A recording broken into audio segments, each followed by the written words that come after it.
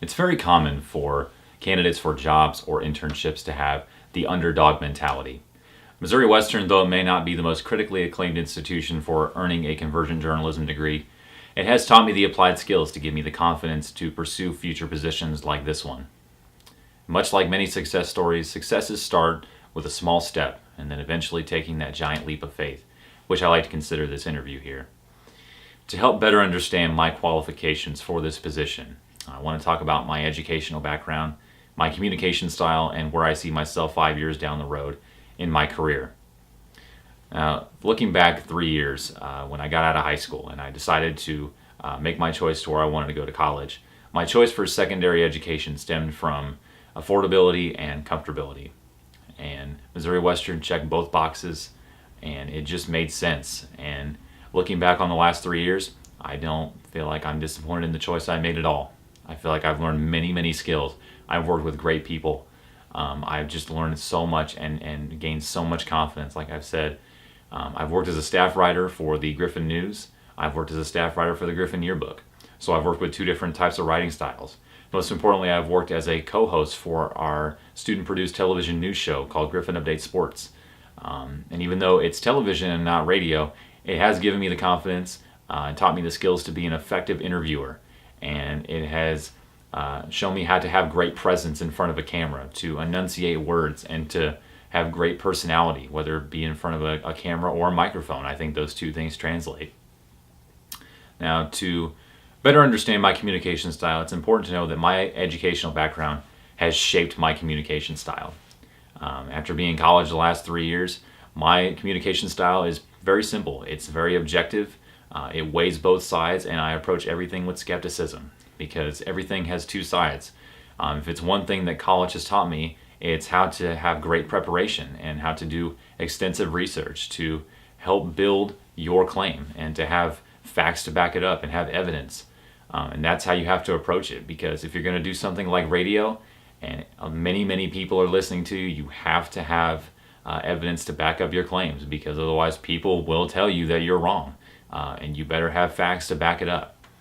One of my favorite radio personalities of all time, coincidentally enough, and probably the most objective sports personality that we have in the industry today, is Colin Cowherd.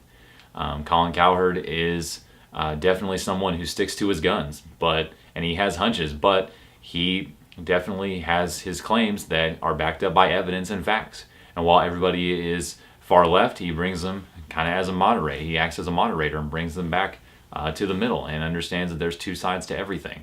I also like the way he uses analogies to help relate real life situations with things that go on in the world of sports, because again, he is in the heart of it. He is someone who touches on every major sport, and that's the kind of person that I want to be. And he brings big personality.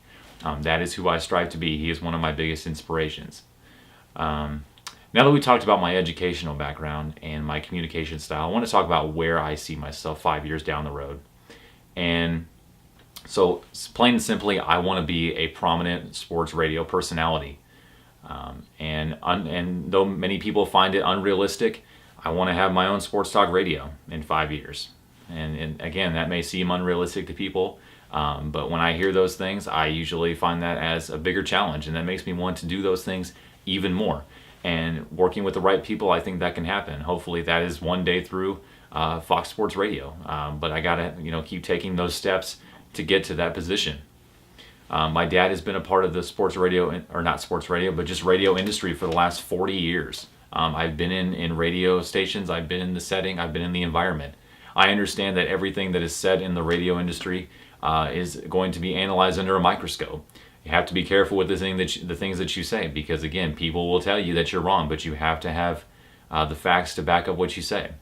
Doesn't mean you always have to be apologetic, but you do have to be very cautious of what you say, and sometimes you have to be submissive, and that's why sometimes I could consider my communication style submissive as well.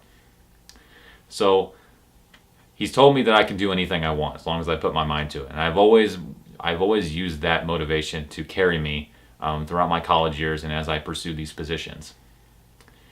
Now that we've heard about my educational background, my communication style, and where I see myself 5 years down the road as my career goals, hopefully I've become more of a high profile candidate for this internship.